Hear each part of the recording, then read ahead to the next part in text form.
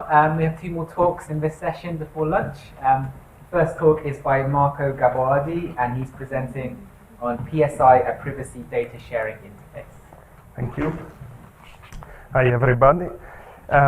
So I hesitated a bit in what to present. Originally, I submitted another title and another abstract that was about contingency table, and so this morning I was saying, maybe I got the wrong talk.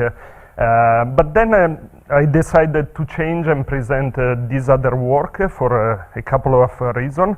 First, I believe that Dan tomorrow will give a more complete story about part, also mentioning probably some of the work we have been doing on chi-square statistics.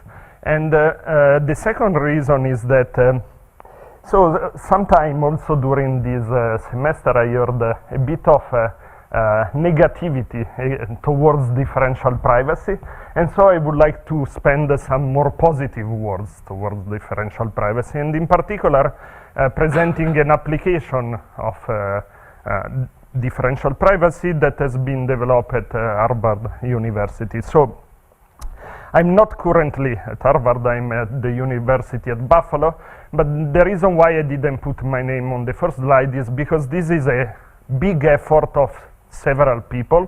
We list some of the people here, and I put some of the picture of the main people involved. I think this is an effort led by Salil Vadan at Harvard, and with the technical lead of James Honaker. And it involved different centers at Harvard. In particular, it involved computer scientists and social scientists, and is an attempt in making differential privacy useful for social science. Okay, so what are the problems that we try to address? Of course, there is the privacy problem that I don't need to go through it here because we all know about it, but we also have a utility problem that is many datasets are currently not made available because of privacy concern, and so we want to use differential privacy to make them available. This is the main idea of this project and of this tool. There is a bunch of tools that have already been developed for differential privacy. I classified them in 3 classes. Is not a very precise classification. We can have a different classification, but we can think of general purpose tools where people can write their own differentially private analysis, and we can have a special purpose tool that have been developed for specific data release, and also some optimized algorithm that they are just implementation of algorithm that we can use. Then the question is, why do we want another tool? So the problem with all these tools is that they don't fit in our desiderata for a tool. And what are our desiderata? By the way, I should have said, disclaimer, that my talk will not be very on the math side of differential privacy, but it will be more about the principle, the design principle behind a tool for differential privacy.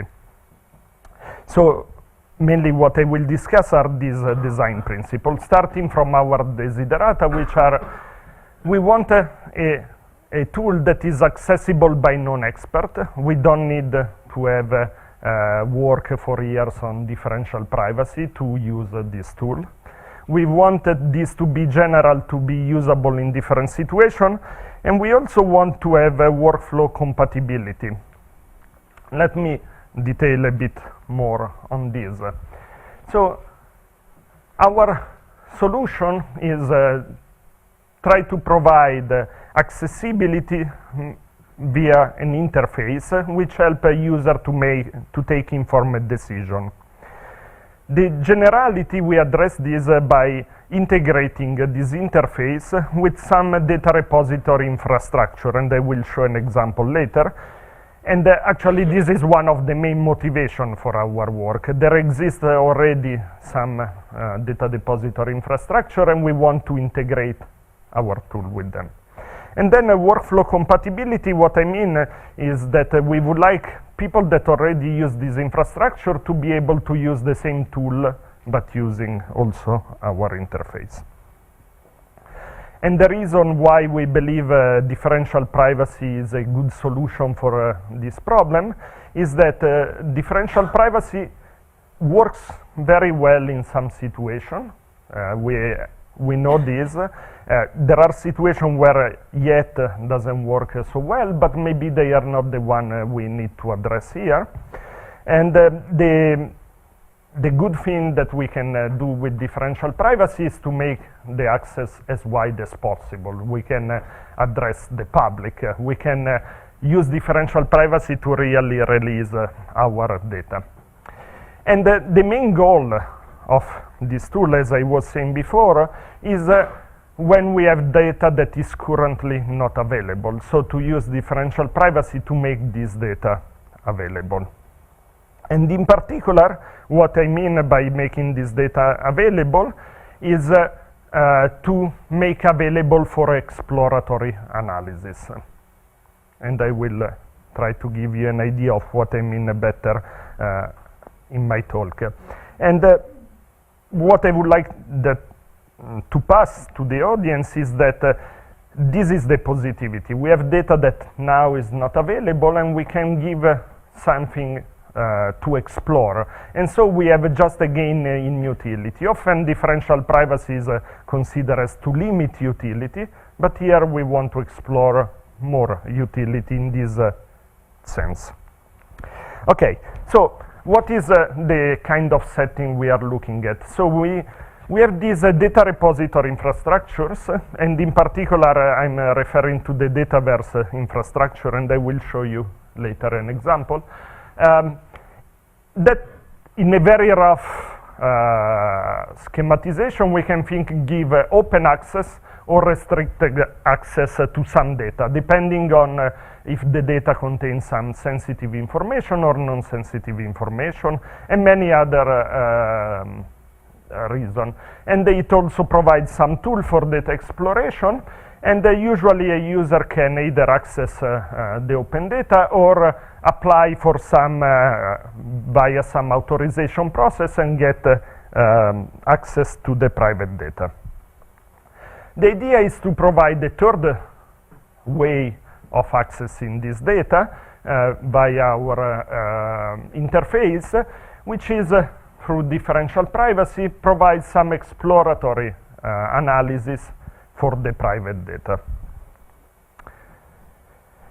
So the main principle that we are trying to explore here is that we want to make the data, we want to give exploratory analysis of the data so that an analyst can decide to spend his time, his or her time, just in applying for raw access to the data set that he or she consider really useful. And you can think that this is a modest near-term goal for differential privacy, but in some sense it's also what we can expect if we don't have a privacy expert involved in the loop, because maybe they cannot perform the optimization that you would need to have the best utility for your problem. In data exploration, we want just to have an overall idea, and so we cannot involve really a privacy expert in every step. Okay, let me see if I can get a short demo out of it. So I want to give you really a feeling of what this Dataverse look like. So if you go on the Dataverse web page, you can see that is a big infrastructure that collect here 63,000 data set, and this is just the Harvard Dataverse. There are several other Dataverse distributed around, and here you can they collect not only data set but also paper that explore data set. Is actually an infrastructure for social scientists to present their work and share their work with other social scientists. And when you look at some of the data, you can do something. I take, actually, let me take another one. For instance, because they already changed from yesterday to today. So, for instance, what I can do is something like this, go on some replication data, and here I have the opportunity of exploring this data. I can also download, because this is a public available data set, but before downloading, I can also explore the data with some tool that has been developed to learn a bit about my data. Here I have the different variable. I can decide to add a new variable. I can try to build a model about it. I will not do a complete demo, because this is not the main point of my talk, but is to give you an idea of what we mean by data exploration. We want to do something like this. Now, if I go back here, the problem is that if instead I take some other data set, let me see if I find the one I wanted.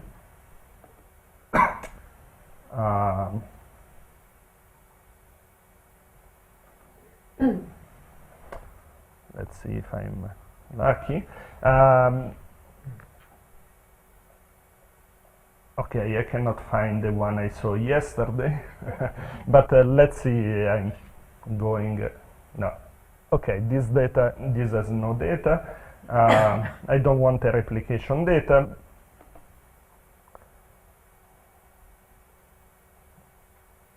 Okay, let's see if this has some data set.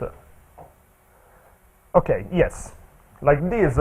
These data sets are not available. I have to request authorization to explore them. And the point is that I cannot access them because I have no authorization, and I cannot even explore them. So I can decide to go through a institutional review board that takes me some months, and then I can get access to this data. And maybe it's not what I want, because maybe it's not the data that I'm really interested into. It would be nice to have here the exploration tool to be able to explore also this data before getting the raw data. And this is where our platform tries to sit. So it tries to give exploratory access to data that otherwise are not shared. Okay. Now let me go back to my presentation. Oops, I don't want to. Okay, so for the rest of my talk, I will give you an idea of how we design and what are the principles that we followed. So first, we have three different kind of actors. We have data depositor, data analyst, and data curators. This is the model we are using. And we have different desiderata for each of these actors. For instance, we expect the data depositor to be the people that deposit their data. And they are able to provide basic information about the data, like the type and range of the different variable of the data set. And they are also the people responsible of setting the privacy budget. And they can also select an initial set of statistics that we are able to explore about our data. And they otherwise have the option to leave some of the budget to future users.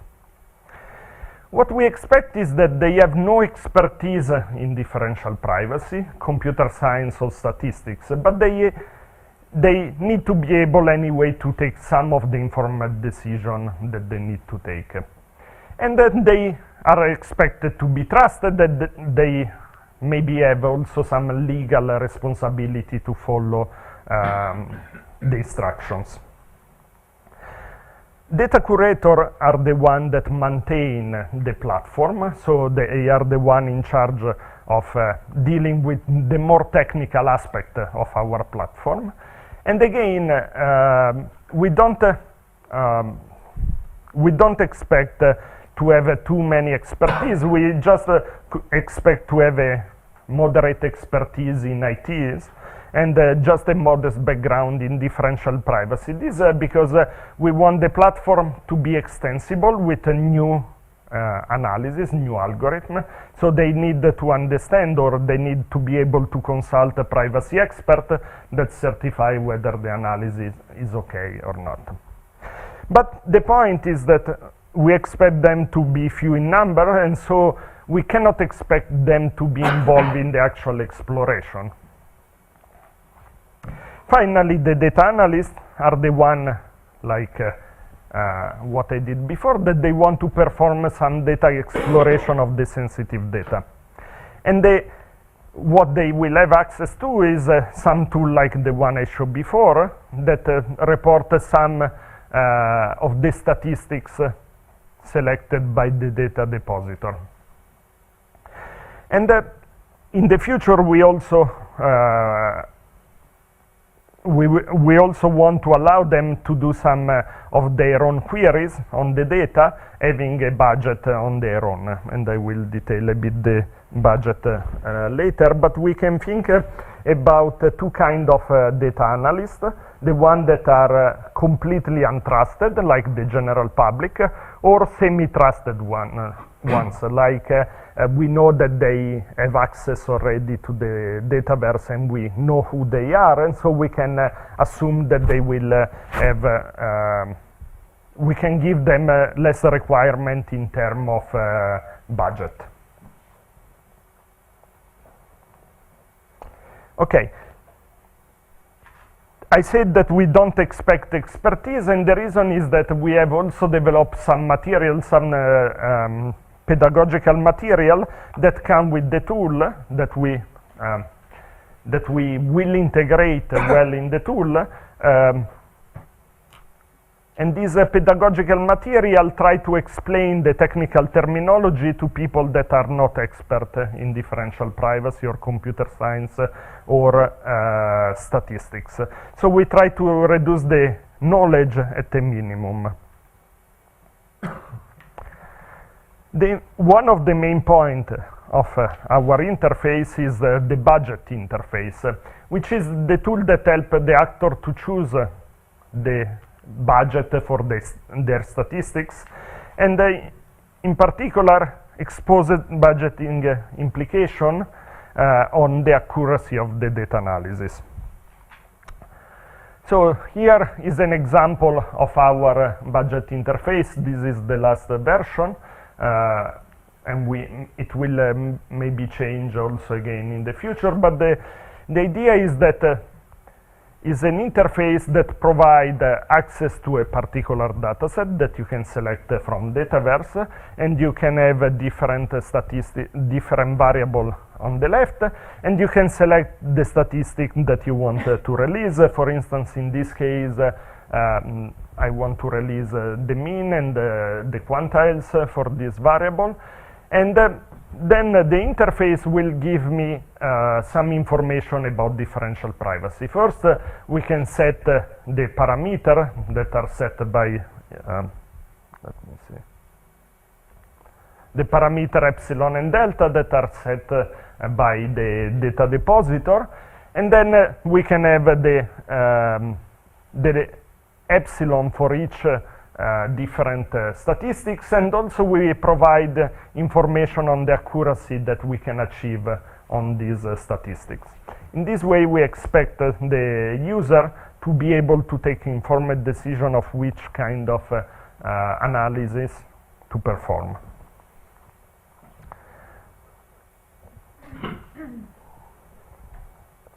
So in particular, as I said, the role of choosing epsilon and delta is the role of the data depositor, who also is the one confirming that each individual subject corresponds to one row of the dataset to respect the differential privacy requirement. And That's a tough one. yes.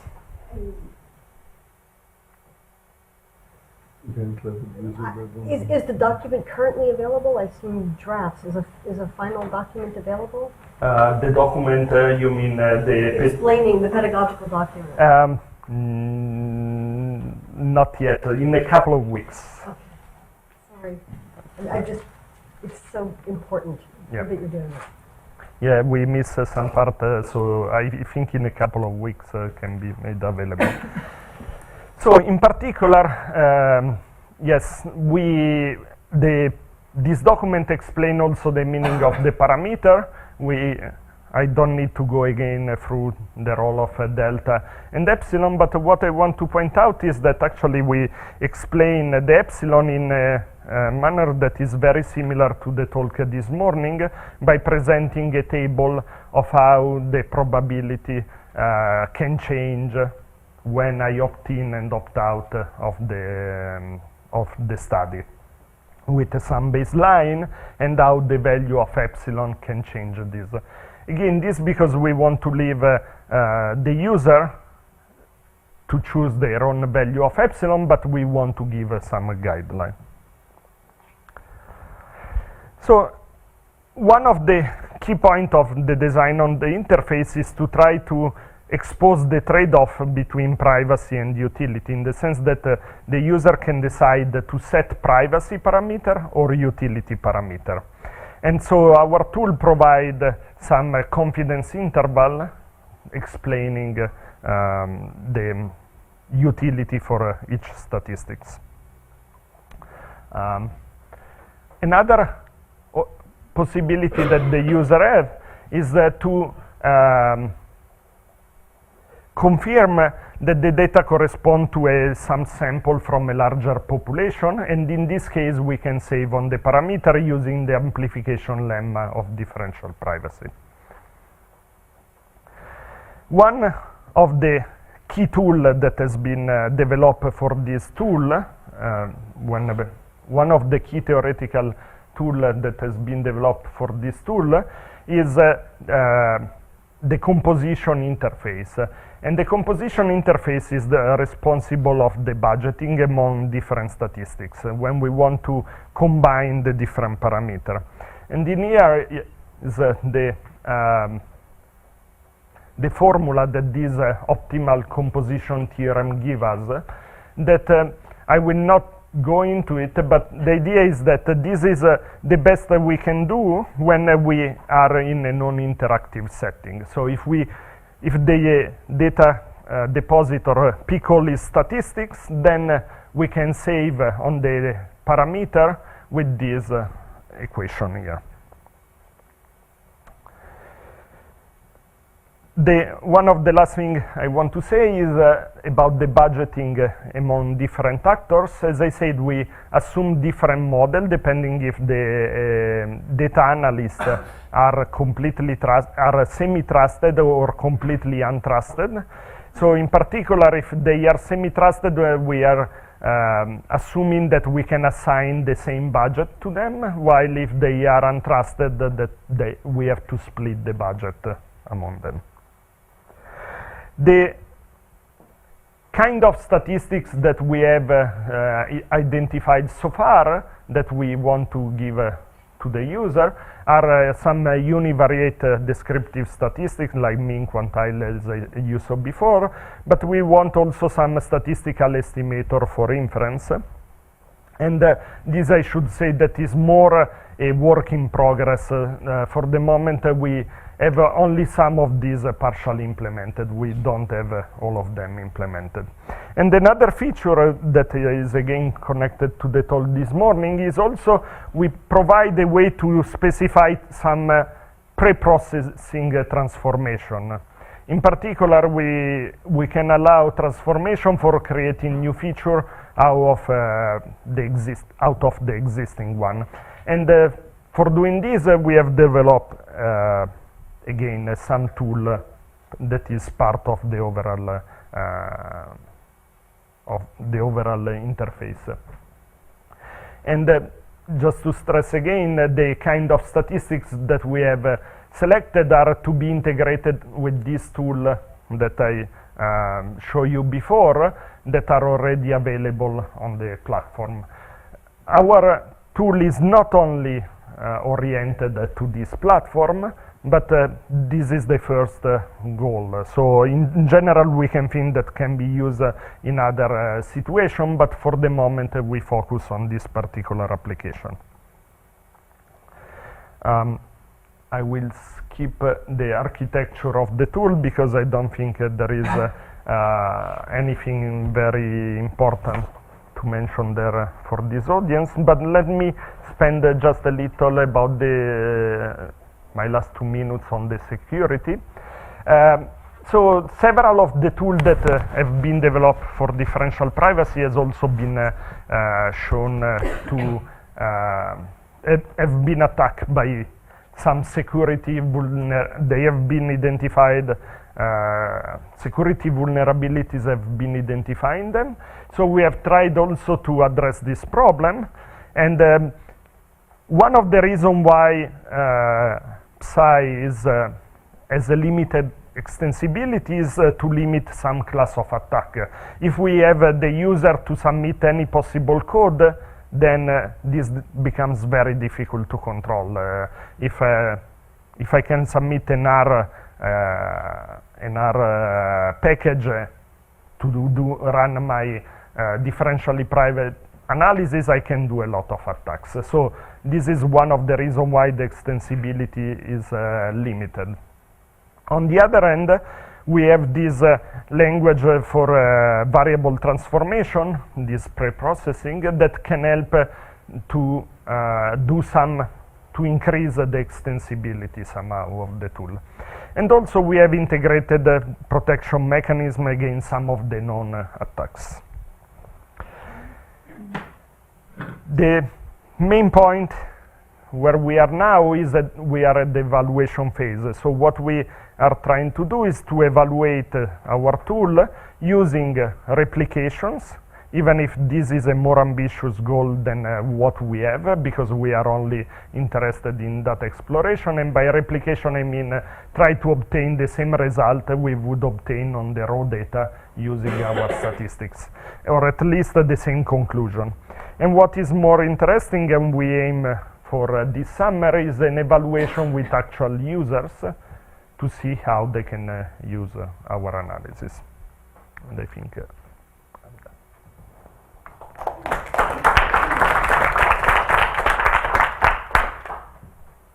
Okay, are there any questions for Marco? You mentioned showing accuracy on one of the original slides. How do you calculate that? What is that? What are the units of that? Okay, it's one of the slides I skip. So I had this as well. So for some of the statistics, like the descriptive statistics, we can compute them. We have formulas to compute them for using the bound on Laplace or on Gauss, the mechanism that we use. For more statistical inference, we cannot do that because it's often data dependent. And so we are trying to develop some rule of thumb that tells you how it should be the statistic. This rule of thumb should depend on the parameter of the data set, parameters that are publicly available. And once we run the statistics, we can also give a posteriori confidence interval on the result, because at that point we are touching the data and we can use again differential privacy to obtain the confidence interval. Any other questions? In an analogous way to an abstract representing the body of a paper, but necessarily it's a reductionist technique, is there a case to be made to reduce the accuracy for very initial cursory exploration to assist very rapid transition across a number of data sets before you go deeper? Yeah, so this is a bit one of the claim I was doing before. If we had a privacy expert involved in the process, we could get a better result from our analysis. But the point, the idea here is that we want instead to give something that is maybe not as accurate, but where you can explore more data in a more in the traditional way I would explore, going on the website and maybe explore one. Okay, it's not the one I want, let's pass to the next one, and so on. So yes, that's the main idea. We're really running out of time. Maybe, No, it's okay. yeah, is you think a quick question maybe, and then I don't know, it depends on the answer. okay, and then we need to move I on. will try to do that. The answer may not be. If you want to, yeah, one more, and then we'll move on. Okay, so in your composition analysis, is it possible to take into account the structure of the queries to improve on the composition bounds? No, not for the moment. Do you want to ask your question? Or do you want to ask? Yes. And just saying that I think that's a great idea, especially for social scientists who will tell you if you do anything with the data that's privacy preserving, we can't use it anymore. And so having this as a kind of teaser and then going into contract mode is really a viable option, I think. Yeah, I've got a very quick one after that because I've been interested in this use case for for a while. Do you have repositories ready to implement it? These, Yeah. so like the Dataverse repository, the one I show is at Harvard, and part of the team that is collaborating with us is the one managing that repository. So the idea is, as a first step, is to integrate it with that tool. Are any others interested? I'm interested in how interested they are, repositories, or you haven't. So like, so this Dataverse community, actually, I said that there is one at Harvard, but it's quite broad in the sense that they have, for instance, an annual conference with hundreds of people from around the world that use these kind of repositories. So we think that for the moment is already a large interest, a large community of interest. We should move on because it's lunch next.